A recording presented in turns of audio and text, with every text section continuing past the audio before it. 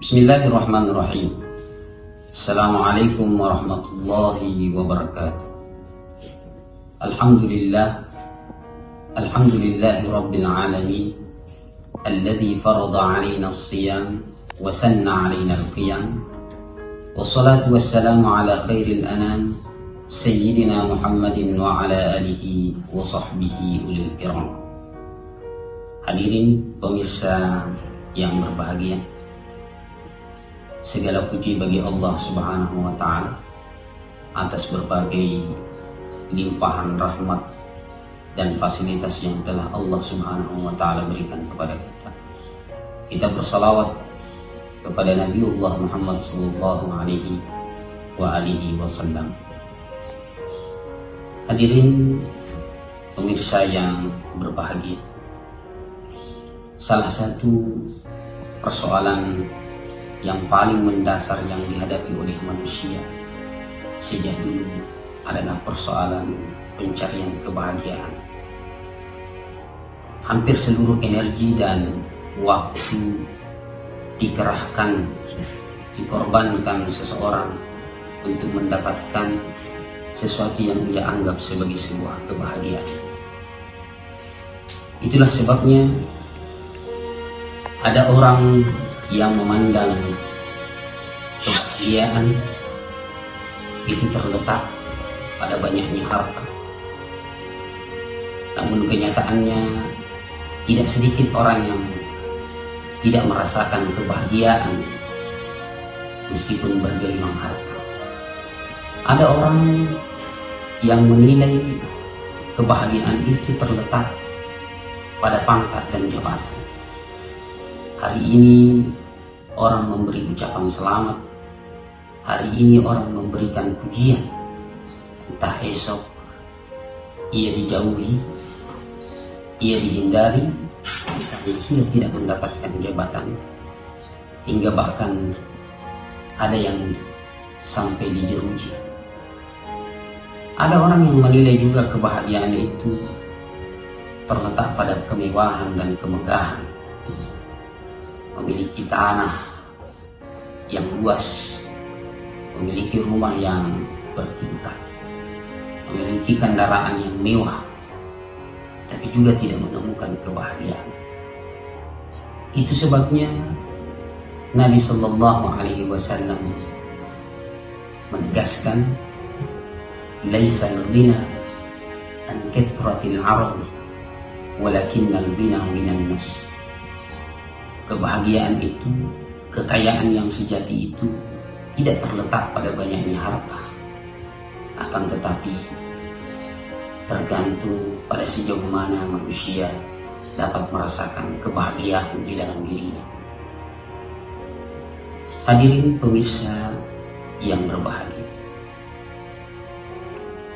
Syekh Nawawi Al-Bantani, seorang ulama abad ke-13 Hijriah, membeberkan kiat-kiat untuk menggapai kebahagiaan. Kata Syekh Nawawi, min alamatis sa'adah, di antara rute cara untuk meraih kebahagiaan, tentu kebahagiaan yang sejati dan otentik ini, kata Syekh Nawawi, yang pertama adalah dzikru dzunubil madhiyah. Orang yang bahagia adalah orang yang senantiasa mengingat dosa-dosa yang pernah ia perbuat di masa lalu. Bukan sebaliknya, orang yang melupakan dosa-dosa yang pernah ia perbuat, nisyanul adzunubil madhiyah. Nabi Sallallahu Alaihi Wasallam berpesan bahwa hampir setiap saat beliau bertobat kepada Allah Subhanahu wa Ta'ala dan memohon ampun atas berbagai kesalahan. Kata Nabi, tubu ilallahi wastaghfiruh, fa inni la atubu ilallahi fil yawmi mi'ata marrah. Bertobatlah, mohon ampunlah kepada Allah. Sesungguhnya saya memohon ampun, beristighfar kepada Allah Subhanahu wa Ta'ala dalam sehari 100 kali. Suatu ketika Umar bin Khattab pernah menangis. Umar bin Khattab kemudian ditanya oleh sahabat yang lain, "Apa gerangan? Kenapa engkau menangis ya Umar bin Khattab?" Kata Umar bin Khattab, "Saya khawatir jangan sampai saya pernah melakukan dosa-dosa yang saya sepelekan, ternyata di sisi Allah Subhanahu wa Ta'ala itu amatlah besar." Yang kedua, kata Syekh Nawawi, jika engkau ingin meraih kebahagiaan, nisyanul hasanatil mautiyah, lupakan, kalau perlu abaikan kebaikan-kebaikan prestasi yang pernah kita perbuat sebelumnya. Kalau perlu kita bersuudzon, jangan sampai prestasi-prestasi yang kita perbuat sama sekali tidak bernilai di sisi Allah Subhanahu wa Ta'ala, agar kita termotivasi untuk memproduksi kebaikan yang jauh lebih banyak.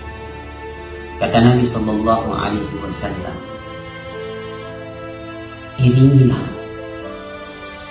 dosa-dosa kesalahan yang pernah kita perbuat dengan melakukan kebaikan-kebaikan yang jauh lebih banyak.